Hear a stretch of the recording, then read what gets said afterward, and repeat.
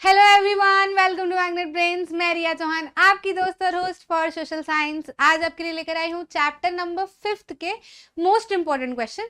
ये वाला चैप्टर जो है जिसमें हम ये बात करते हैं कि कैसे अब धीरे धीरे करके राजा, उनके साम्राज्य सब बनने लगे, है ना। जनपद, महाजनपद के बारे में हम सारी बात करते हैं पूरे चैप्टर के अंदर, ठीक है। और कैसी उनकी लाइफ रही, ये सारा कुछ समझते हैं। तो कंप्लीट चैप्टर रिवीजन वाला वीडियो आप तक आ चुका है, ठीक है। जिसने देख लिया कमेंट सेक्शन में बता दो कि हाँ भैया देख लिया है, ठीक।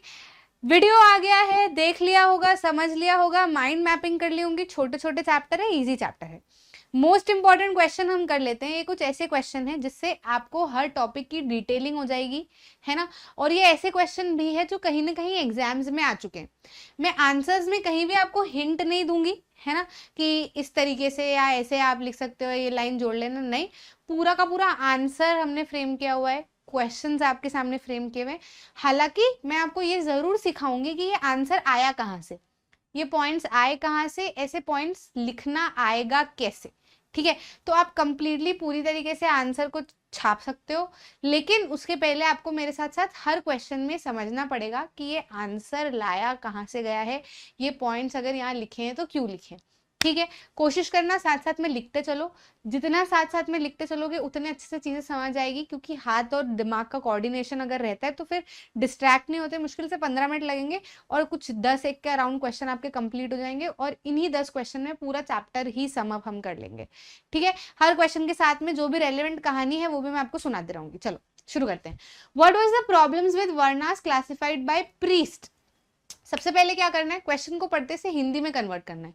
क्या बोल रहा है क्वेश्चन, क्या समस्या थी वर्णों से, ऐसे वर्ण जो कि पुजारियों ने क्लासिफाई किए थे, ठीक है। समझ आ गया कि इन वर्णों के क्लासिफिकेशन से समस्या क्या थी।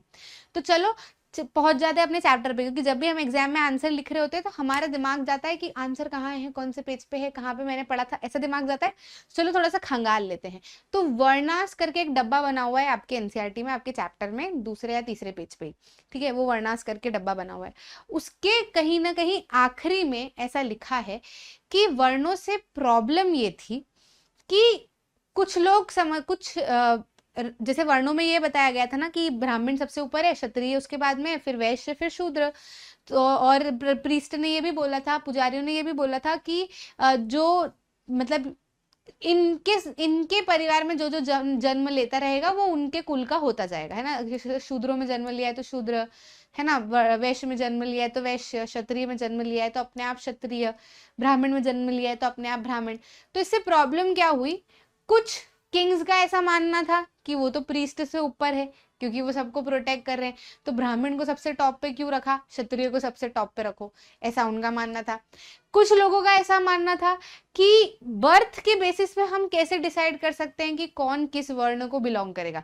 भाई जन्म तो सब अपने अपने, कोई ऐसे डिसाइड करके तो नहीं लेता ना कि मेरे को भगवान इनके घर पहुंचाना है या मेरे को भगवान इनके घर पहुंचाना। जब सब रैंडम ही किसी के यहाँ पे भी जन्म ले रहे हैं, तो ये आगे की उनकी नियति कैसे डिसाइड कर सकता है कि वो शूद्र के घर पे होगा तो फिर उसको तो जीवन भर प्रताड़ना सहना पड़ेगी ना। तो ये तो बहुत ज्यादा गलत है, ठीक है। या तो कर्मों के हिसाब से करो या इकोनॉमिक स्टेटस के हिसाब से करो, इस हिसाब से अगर करना है तो करो। बर्थ के बेसिस पे क्या होता है कि भाई जन्म ले लिया तो इसी वर्ण के हो गए, है ना। तो ये प्रॉब्लम थी। कुछ लोगों का ऐसा मानना था कि लोगों के बीच में felt that there should be no differences based on occupation, क्योंकि ये काम के बेस पे ऑक्यूपेशन के बेस पे डिफरेंस किए गए थे, है ना। कि जो काम करता है उस हिसाब से अलग अलग डिविजन कर दिया कि भैया जो पुजारी, जो पूजा करता है वो सबसे ऊपर, जो रक्षा करता है वो दूसरे नंबर पे, जो गाय ढोर का ख्याल रखता है वो तीसरे नंबर पे, और सबकी सेवा करना काम चौथे नंबर वाले का है। तो ये सब काम के हिसाब से क्यों डिवाइड किया हुआ है ना। काम के हिसाब से डिवाइड करना ये कौन सा बेसिस हुआ, ठीक है। तो ये कुछ लोगों को इससे प्रॉब्लम थी, ठीक है। कुछ लोगों का ऐसा मानना था कि सभी लोगों को, भले आपने चलो डिविजन कर दिया तो कर दिया, लेकिन कुछ सभी लोगों को कम से कम रिचुअल परफॉर्म करने का तो राइट होना चाहिए। ऐसा थोड़े होता है कि हम शूद्र है या हम महिला है तो हमको रिचुअल परफॉर्म करने नहीं दिया जाएगा या पूजा पाठ नहीं करने दिया जाएगा। कौन होता है, हमें ये बोलने वाला है ना, पूजा पाठ तो सबको करने देनी चाहिए, रिचुअल सबको परफॉर्म करने का हक है। तो ये भी प्रॉब्लम थी। कुछ लोगों का ऐसा मानना था कि जो छुआछूत की प्रैक्टिस है ना, कि भैया ये छोटा है तो इससे छूना ही नहीं, इसको देखना ही नहीं, इसकी परछाई नहीं पड़नी चाहिए, ये प्रैक्टिस होनी ही नहीं चाहिए, है ना। कुछ लोगों का ऐसा भी मानना था।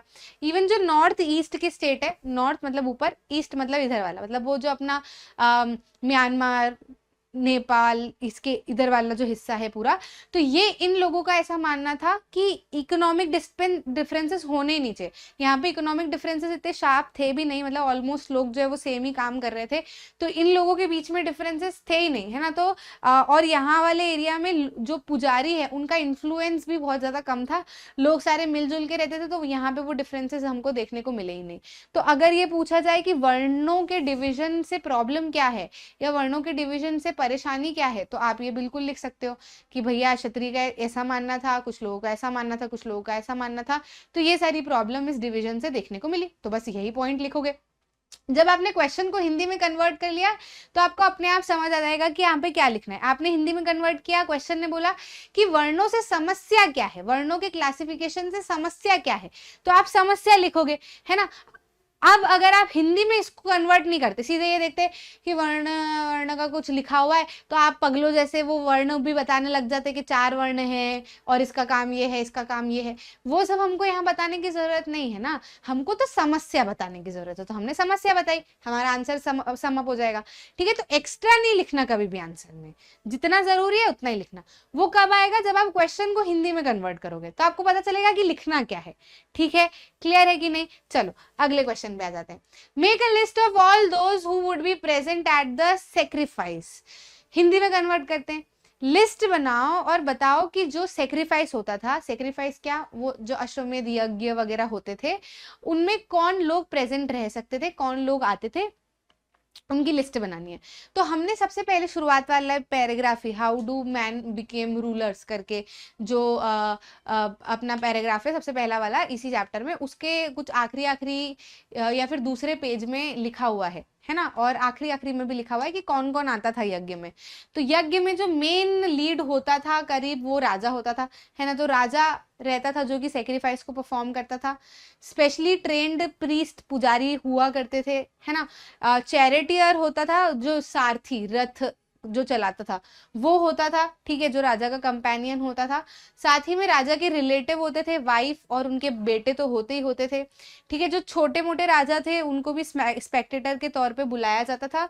ऑर्डिनरी पीपल, वैश्य और वैश्य जो है वो राजा के लिए गिफ्ट लेके आया करते थे। ठीक है, तो ये लोग जो है वो होते थे। वो पैराग्राफ में पूरा का पूरा लिखा है, वही वही आप यहाँ पे लिख दो। क्लियर। चलो अगले क्वेश्चन पे आ जाते हैं।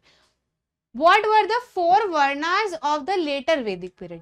लेटर वैदिक पीरियड के 4 वर्ण कौन से? तो यहाँ पे वर्णों का पूछा है ना। अब यहाँ पे भी वर्णों के काम को डिस्क्राइब करने के लिए नहीं बोला, आपको सिर्फ क्या बोला है कि कौन कौन से वर्ण थे लेटर वैदिक पीरियड के। तो वो वर्ण सारे के सारे लिख दो। पहले तो इंट्रोड्यूस कर दो, थोड़ा सा इंट्रोडक्शन वाली लाइन लिख दो कि प्रीस्ट ने एंशिएंट इंडिया में लोगों को जो है वो 4 ग्रुप्स में डिवाइड किया, जिसको वर्ण उन्होंने नाम दिया। और वो कुछ इस तरीके से थे कि वर्ण का अलग अलग फंक्शन होता था, और कुछ इस तरीके से थे। सबसे पहले पे ब्राह्मण, फिर क्षत्रिय, फिर वैश्य और शूद्र। अगर डिस्क्राइब करने के लिए भी आता है तो आप लिख सकते हो कि ब्राह्मण्स का काम जो है वो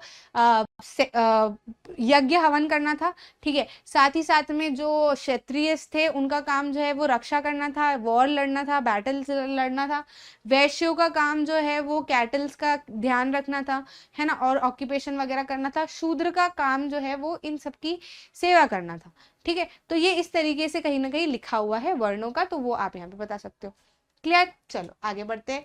how did man became rulers in the past? Past में यानी कि पुराने समय में मेन जो है वो रूलर्स बने कैसे, है ना। तो वो अश्वमेध यज्ञ वाली चीज आप यहाँ पे बता सकते हो। ठीक है, तो कुछ राजा जो है वो तो जन के द्वारा चूज किए जाते थे, जो कि लोग थे, जन यानी कि लोग थे। करीब 3000 साल पहले हमने देखा कि चेंजेस होने लगे थे, जिसमें राजा को चूज करने के तरीकों में चेंजेस आने लगे थे। कुछ लोग जो है वो राजा की तरह रिकॉग्नाइज होने लगे थे बाय परफॉर्मिंग बिग सेक्रीफाइसेस। जो बड़े से बड़े यज्ञ, बड़े से बड़े हवन करवाते थे, वो बड़े से बड़े राजा बनते थे। इसके पहले लोग जो है वो नॉर्मली अपने से जो एक वो लीडर चूज कर लेते थे कि कौन हमारी रक्षा कर सकता है करके। ठीक है, क्लियर, समझ आया। चलो आगे बढ़ते हैं। एक्सप्लेन द टर्म लेटर वैदिक। लेटर वैदिक शब्द का अर्थ क्या है, मतलब क्या है?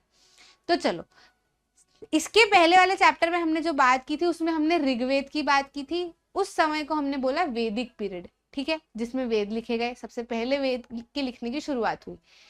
फिर उसके बाद में जो भी वेद लिखे गए, यानी कि सामवेद, यजुर्वेद, अथर्ववेद, इनको सबको कहा जाता है लेटर वैदिक, मतलब वैदिक पीरियड के बाद वाला समय, ठीक है। तो लेटर वैदिक, तो इसमें आप ये सारी चीजें जो है वो लिख सकते हो। ये बुक्स लिखी गई, इन बुक्स में बताया गया कि सोसाइटीज को कैसे रहना चाहिए, कैसे काम करना चाहिए, वर्णों का डेफिनेशन किया गया। क्लियर? तो हमने बहुत सारी बुक्स जो है वो देखी जो कि कंपोज की गई थी नॉर्थ इंडिया में, स्पेशली जहां से गंगा और यमुना निकलती है, वो समय जो है वो लेटर ऋग्वेदिक एज था, ठीक है। जैसे जैसे ये बुक्स कंपोज की गई ऋग्वेदा के बाद में, तो इनको क्या कहा गया, इस समय को क्या कहा गया, लेटर वैदिक कहा गया, या इन किताबों को लेटर वैदिक लिटरेचर कहा गया, ठीक है। इसमें आ जाते हैं कौन कौन से वेद, सामवेद, यजुर्वेद, अथर्ववेद, और दूसरी सारी बुक्स भी इसके अंदर इंक्लूड हो जाती है। ये शुरुआत में जो है वो प्रीस्ट के द्वारा, या मेनली जो है वो जो पुजारी हैं वो उन्होंने इनको कंपोज की थी, और इसमें बताया गया था कि कैसे कैसे सेक्रीफाइस परफॉर्म होने चाहिए और सोसाइटी के रूल्स क्या होने चाहिए। तो जो जो प्रीस्ट को लगता था वो सारा कुछ उन्होंने इन किताबों में लिख रखा है, जैसा जैसा प्रीस्ट को लगता था वो इसके अंदर लिख देते थे वो, ठीक है। तो ऐसे तो नॉर्मली जैसे जो किताबें हम आज देखते हैं वैसी किताबों में नहीं लिखा था उन्होंने पेन से, ठीक है, वो मैन्युस्क्रिप्ट्स थी, ठीक है। फिर उनको हमको जब वो मैन्युस्क्रिप्ट्स मिली तो फिर हमने उनको कंबाइन कर करके क्या किया, किताब बनाई, ठीक है। वो बाद में फिर जब प्रिंटिंग हुई उसके बाद। चलो, write events against the following important dates. इन डेट्स के सामने हमको इवेंट्स लिखने हैं, ठीक है। तो हमारे इस चैप्टर में इन सालों के आसपास की जो भी बात की गई है ये हमको बताना है। क्लियर? तो about 3000 years ago, about 3000 years ago, 3000 साल पहले जो है वो क्या हुआ था, तो नए काइंड ऑफ राजाज जो है वो आने लगे थे, है ना। मैंने आपको बताया है, मैंने आपको टाइमलाइन पूरी समझाई है कंप्लीट चैप्टर रिवीजन में, है ना। सबसे पहले हमने टाइमलाइन ही डिस्कस की थी कि हमको कैसे ईयर्स एगो के बारे में समझना है, क्योंकि जो लेटर वैदिक पीरियड है वो करीब 1000 BCE पे आता है। कहाँ पे आता है? 1000 BCE पे, है ना। और ये जीसस का जन्म, और हम कहाँ हैं, 2022 में। तो जीसस के जन्म के 2022 साल हो चुके हैं, ठीक है, मतलब 2022 साल इधर हो चुके हैं और 0 से 1001 साल पहले करीब इधर, ठीक है। तो ये वाला समय क्या था, लेटर वैदिक पीरियड वाला समय था, है ना। साथ ही साथ में ये वो समय था जब नए नए राजा आने लगे थे, क्योंकि लेटर वैदिक पीरियड में तो हमने राजाओं के बारे में ही बात की, ठीक है। 2500 साल बाद, तो इसके थोड़े साल बाद करीब 600 BCE के अराउंड महाजनपदास जो है वो बनने लगे थे, ठीक है। तो ये 3000 में से 500 600 कुछ 400 इधर माइनस कर दो तो 2500 साल के आसपास की बात हुई, ठीक है। तो ये महाजनपदास जो है वो फॉर्म होने लगे थे, यहाँ पे रूलर्स बनने लगे थे, जनपदा छोटे छोटे, फिर वो जनपदास और इंपॉर्टेंट बन गए तो वो महाजनपदा बन गए, ठीक है। उसके बाद में 2300, तो ये जब जनपद महाजनपदा बनने लगे, जैसे मगध वगैरह, वाजी, ठीक है, ये सब बन गया था, वैशाली पे बिहार और इधर जो है वो थोड़े थोड़े साम्राज्य अच्छे पावरफुल हो गए थे। उस समय पे अलेक्जेंडर आया था और बियास तक पहुंचा था, और उसके सोल्जर्स ने हाथ खड़े कर दिए थे कि नहीं, हमने सुना है कि बहुत पावरफुल राजा रहते हैं भैया इधर, तो हम नहीं जा रहे लड़ने, है ना। तो उन्होंने मना कर दिया था, मतलब जाहिर सी बात है महाजनपदा बनने के बाद की बात है, ठीक है। तो करीब 200 साल बाद की बात, ठीक है। उसके बाद में अगर देखा जाए तो गण और संघ की बात हो सकती है 1500 साल बाद, क्योंकि फिर वाजी की जब हम बात करते हैं तो वो गण और संघ में रूल किया करते थे। अभी महावीर और बुद्धा की भी हम बात करेंगे आने वाले चैप्टर में, तो ये करीब आज से 1500 साल पहले की बात है, यानी कि करीब 600 के थोड़ा सा और इधर आप 200-300 BC के आसपास देख सकते हो, ठीक है। क्लियर है? समझ आया, है ना। तो ये ऐसे आप टाइमलाइन, हिस्ट्री में टाइमलाइन आपको पक्के से याद रखनी है। क्या करना है, टाइमलाइन पक्के से याद रखनी है, क्योंकि ये पूरी की पूरी किताब को आप जोड़ोगे तो पूरी एक सिंगल कहानी है, बस उनको अलग अलग चैप्टर में बांट दिया गया है, ठीक। चलो आगे बढ़ते हैं। What do you mean by Mahajanapada? Mahajanapada का मतलब क्या है? तो हमने देखा कि राजा जो पहले तो नॉर्मल लीडर होते थे, लोगों में से जो है वो लीडर होता था, जन का लीडर होता था। फिर धीरे धीरे यही जन जो है वो जनपदा बनने लगे और इनके ऊपर जो है इन्होंने रूलर बना लिए, तो जनपद के रूलर हो गए। अब ये जो जनपद के रूलर है, अपने आप को और पावरफुल बताने के लिए इन्होंने अपने जनपद को और बड़ा कर लिया। तो जब ये जनपद बड़े हो गए, महा हो गए, तो ये महाजनपदा कहलाने लगे।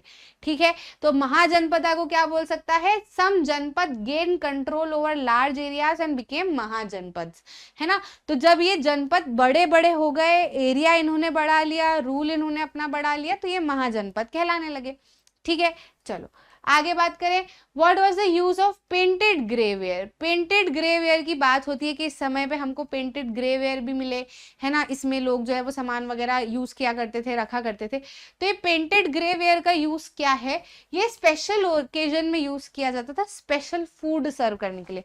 जैसे आज कोई हमारे यहाँ पे मेहमान आता है, तो हम जो रोज खाने वाली हमारी जो डिशेस होती है, प्लेट्स होती है, उसमें तो नहीं देते, हम नई वाली निकालते हैं ना, जो स्पेशल होती है। तो ऐसे उस समय पे जो स्पेशल होता था या कोई स्पेशल बर्तन होता था, वो पेंटेड ग्रे वेयर होता था। एक पॉलिश सा, चिकना सा, सॉफ्ट सा, ऐसे टच करने में सॉफ्ट सा टेक्सचर, एक तरीके का मटेरियल होता था। उसके बाउल्स बना करते थे, पॉट्स बना करते थे, और उसमें ये लोग स्पेशल डिशेस सर्व किया करते थे अपने गेस्ट्स को। ठीक है, चलो आगे बढ़ते हैं। Why did rajas build large and tall walls around the cities? राजाज ने अपनी सिटी के आसपास बड़ी बड़ी दीवारें क्यों बना रखी थी? तो हमने बात की थी कि जब महाजनपद बनने लगे तो लोगों ने, राजाओं ने अपनी कैपिटल सिटी बनाई और कैपिटल सिटी को फोर्टिफाई कर लिया। फोर्टिफाई मतलब किलाबंदी कर ली। ठीक है, मतलब किले जैसा बना लिया, जिसमें आसपास बड़ी बड़ी दीवारें बना ली।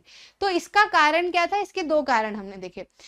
कुछ कारण तो ये थे कि भैया अपनी रॉयल्टी बताने के लिए, अपनी रईसी दिखाने के लिए कि भैया किले में रहते हैं, स्टेटस, पॉपुलैरिटी, ठीक है, प्रोस्पेरिटी बताना, है ना। तो ये कारण था। दूसरा कारण ये था कि जब शहर को किला बंद कर लिया जाता है तो एक प्रोटेक्शन रहता है ना, कि अटैक वगैरह हो एकदम से तो जनता जो है वो उसके अंदर रहे और जनता पे भी कंट्रोल किया जा सके। ठीक है, मतलब संभाला जा सके जनता को भी। तो बस यही चीज आप यहाँ पे लिख दो कि राजाज ने बड़े बड़े दीवारें बना रखी थी सिटीज में, ताकि वो अपनी पावर, अपनी वेल्थ जो है वो शो कर सके कि हमारे पास बहुत पैसा है, हमारे पास बहुत पावर है, देखो इसलिए हमने इतने बड़े। आज लोग बड़े बड़े घर क्यों बनाते हैं? अपने स्टेटस के लिए ही ना, कि हाँ हमारे पास बहुत पैसा है, हम तो बहुत रईस है। ठीक है, लेकिन जैसे जो छोटे मोटे घर वाले रहते हैं तो वो उनका इतना नहीं मानता कोई। ठीक है, लेकिन जो बड़े घर है, भले अंदर से खोखले हैं पर बड़े घर हैं, तो हाँ भैया हम बहुत रईस, हमारे पास बहुत पैसा है, ऐसे लोगों की मान्यता होती है। तो आज से नहीं है, इतने साल पहले से। ठीक है, तो ये जो वेल्थ है, ये पावर है, इसको दिखाने के लिए लोग क्या करते थे, जो राजा है स्पेशली, वो क्या करते थे, अपने शहर को किला बंद कर लिया करते थे। साथ ही साथ में बड़े बड़े वॉल्स से क्या होता है ना, कि जब लोग अंदर रह रहे होते हैं तो उनको प्रोटेक्ट करना, उनको कंट्रोल करना भी काफी ज्यादा आसान रहता है, और अटैक का भी ऐसा प्रोटेक्शन रहता है कि हाँ भैया अटैक वगैरह होगा तो संभल जाएगा कुछ, है ना। सारे के सारे लोग अंदर रहेंगे, प्रॉब्लम नहीं आएगी। ठीक, चलो right a short note on important rulers of Magadh. Magadh के इम्पॉर्टेंट रूलर्स के बारे में बात करें। पहली बात तो ये थोड़ा सा ध्यान रखना कि ये मगधा नहीं है। बहुत सारे लोगों को मैंने सुना है मगधा ऐसे बोलते हैं, है ना, पर ये ऐसा नहीं है। मगधा मगधा कुछ नहीं होता, इट इज मगध। वो इंग्लिश है तो आखिरी में वोवेल लगाया जाता है ताकि उसको प्रॉपर सपोर्ट मिल सके, प्रॉपर बेस मिल सके। ठीक है, तो वो मगध है ना। मगधा मगधा मत करते रहना। जनपद है, कहीं कई बार मैंने भी 2-1 बार जनपदा बोल दिया होगा, पर वो जनपदा नहीं, जनपद है, जना नहीं है, जन है। और महाजनपदा नहीं है, महाजनपद है। ठीक है, शब्द उसको हिंदी ही रखो, स्पेलिंग इंग्लिश में लिख रखी है बस वहां पे। ठीक, तो हमको इंपॉर्टेंट रूलर्स के बारे में बताना है मगध की। तो जो क्लोजर लुक हमने लिया था मगध का, हमारी एनसीईआरटी में लास्ट में, तो उसमें बताया हुआ था कि मगध एक इम्पॉर्टेंट महाजनपद बन के आ रहा था, उभर रहा था। उसमें 2 रूलर्स हमने देखे, एक बिंबिसार और अजातशत्रु। ठीक है, जो कि काफी पावरफुल थे, वो धीरे धीरे करके कंट्रोल अपना बढ़ाते जा रहे थे। तीसरा रूलर भी हमने देखा था, है ना, महापद्मनंद। ठीक है, तो वो क्या कर रहा था, उसने नॉर्थ वेस्ट वाली तरफ बहुत ज्यादा चीजों को कॉन्कर कर लिया था। ठीक, तो बस यही सारी चीजें आप लिख लो कि बिंबिसार और अजातशत्रु जो है वो 2 पावरफुल रूलर्स थे मगध के। बिंबिसारा नहीं है, बिंबिसार है। ठीक है। तो बिंबिसार और अजातशत्रु दो पावरफुल रूलर्स थे मगध के। उन्होंने पूरी कोशिश की कि वो छोटे छोटे जनपद को अपने कंट्रोल में ले ले। महापद्मनंदा भी दूसरा एक इंपॉर्टेंट रूलर था जिसने अपना नॉर्थ वेस्ट की तरफ जो है वो अपना कंट्रोल काफी हद तक बढ़ा लिया था। राजगृह उसका कैपिटल था शुरुआत में, फिर उसके बाद में उस कैपिटल को उसने पाटलिपुत्र में शिफ्ट कर दिया था। फिर इसी मगध साम्राज्य को हम मौर्यन साम्राज्य वगैरह से भी आगे हम देखते हैं। चैप्टर नंबर ये 5 है ना, 7 में, 6 के बाद 7 में, तो उसमें हम अशोक की बात करेंगे, सम्राट अशोक की, कि उन्होंने किस तरीके से वो एक यूनिक रूलर थे, कैसे अपनी लाइफ जी, है ना, और कैसा साम्राज्य उन्होंने बनाया बढ़ाया था। ठीक है, तो उसको हम अगले से अगले वाले चैप्टर में डिस्कस कर लेंगे। ठीक है, आई होप आपको आंसर्स लिखना आ गए हैं। आंसर्स के साथ में चैप्टर भी वापस से पूरा रिवाइज हो गया है और चीजें क्लियर हो गई है। जो भी डाउट रहे कमेंट सेक्शन में पक्के से बता देना, मेरे को लगेगा कि रेलेवेंट डाउट है तो वो मैं बिल्कुल कमेंट सेक्शन में सॉल्व करने की कोशिश करूंगी। ठीक है, अब आपको एक होमवर्क दे रही हूँ मैं यहाँ पे, आपको कमेंट सेक्शन में मुझे ये बताना है कि जो वाजी साम्राज्य था उनकी क्या ऐसी खास बात थी जिसके कारण से बुद्धा ने जो है वो अजातशत्रु के मिनिस्टर को बोला कि अगर जब तक ये चलता रहा, इस तरीके से ये चलते रहे, तब तक वाजी साम्राज्य को कोई भी नहीं तोड़ पाएगा। ठीक है, तो ऐसी खास बात थी, ऐसा क्या तरीका था जिस तरीके से वाजी साम्राज्य चला करता था। ठीक है, तो वो 2 शब्द आपको पक्के से बताने हैं कि किस में वो रूल किया करते थे। ठीक है, जो भी आप 2 शब्द में बताओ, अपने सेंटेंस में बताओ, अपनी कहानी में बताओ, जो भी आपको समझ में आया है वो पक्के से बताना। फिर आपको एक और चीज ये बताना है कि काफी समय तक तो वाजी साम्राज्य को कोई नहीं तोड़ पाया, लेकिन फिर कौन सी ऐसी डायनेस्टी आई जिसने वाजी साम्राज्य के ऊपर कंट्रोल किया। ये आपको दोनों क्वेश्चन के आंसर एनसीईआरटी के एंड में मिल जाएंगे और मेरे को मिलने चाहिए कमेंट सेक्शन में। ठीक है, आने वाला जो वीडियो है एमसीक्यू वगैरह में हम उस आंसर को डिस्कस कर लेंगे, तो मिस बिल्कुल भी मत करना। आगे एनसीईआरटी सोल्यूशन एमसीक्यूज भी आपको इस चैप्टर के मिल जाएंगे और अगले चैप्टर भी मिल जाएंगे। अच्छा लगा तो लाइक करना, शेयर करना अपने दोस्तों के साथ में, और चैनल को जरूर सब्सक्राइब करना ताकि आप ऐसे कोई भी इंपॉर्टेंट वीडियो मिस ना कर जाओ। मिलते हैं अगले वीडियो में।